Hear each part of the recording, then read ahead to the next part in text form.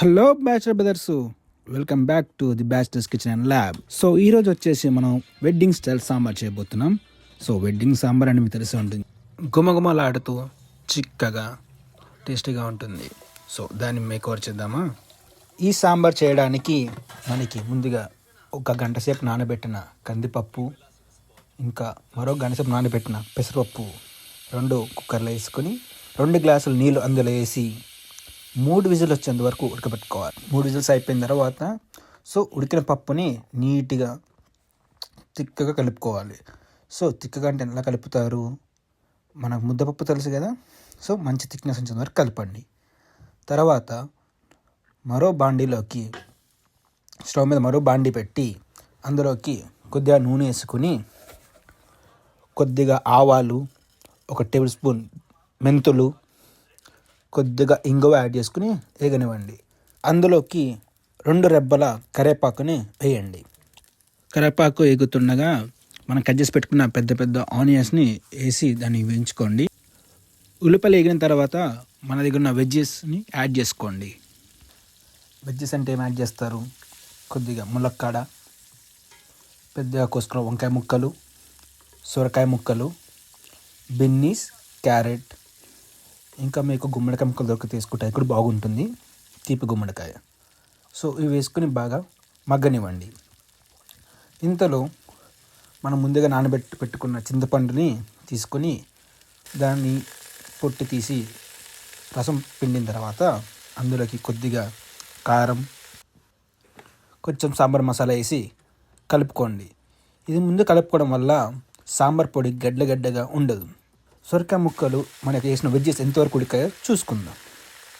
ఉడికిన వాటిల్లో మనం కలిపి పెట్టుకున్న ఈ చింతపండు రసం ఏది ఉందో అన్ని ముక్కలకి పట్టేటట్టు బాగా మూత పెట్టి ఒక 3 to 5 minutes బాగా ఉడకనివ్వండి. మధ్యలో ఒకసారి మూత తీసి తగినంత ఉప్పు వేసి మళ్ళీ ఒకసారి బాగా అన్ని ముక్కల్ని కలిపి మూత పెట్టేసి ఇంకొక 2 minutes వరకు మగ్గనిద్దాం.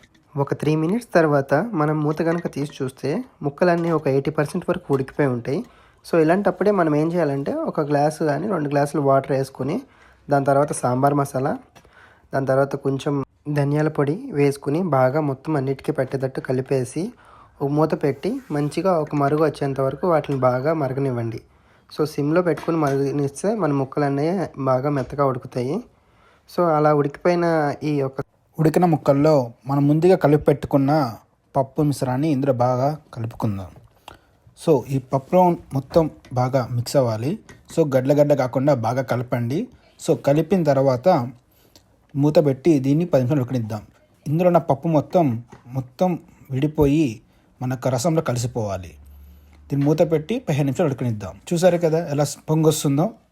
ఇలా వచ్చిన తర్వాత ఇందులోకి తగినంత నీరు వేసుకుని ఉప్పు కారం సరిపోలేదో చెక్ చేసుకోండి. నాకు సరిపోయింది, నేను ఉప్పు వేసుకున్నాను. మీ టేస్ట్ తగినట్టు ఉప్పు కారం అడ్జస్ట్ చేసుకోండి.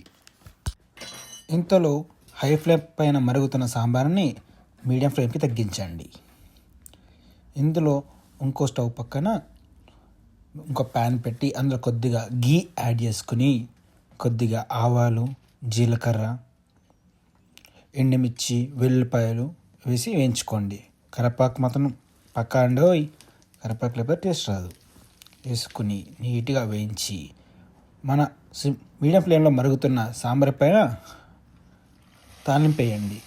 మీరు తాలింపు చూడొచ్చు, ఆ కప్పొంగు కుసులాడుతూ వేడివేడి నూనె నీళ్ళ పడితే ఎలా ఉంటుంది, అలా ఆ ఘాటుతోనే సాంబార్కి ఫ్లేవర్ వస్తుంది.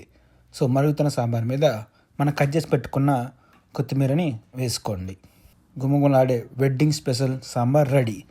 చిక్కగా ఉంటుంది, ప్రతిరోజు ఎప్పుడు కావాలంటే చేసుకొని తినవచ్చు. టేస్ట్ సూపర్గా వస్తుంది. Bachelor brothers, please like, share and subscribe.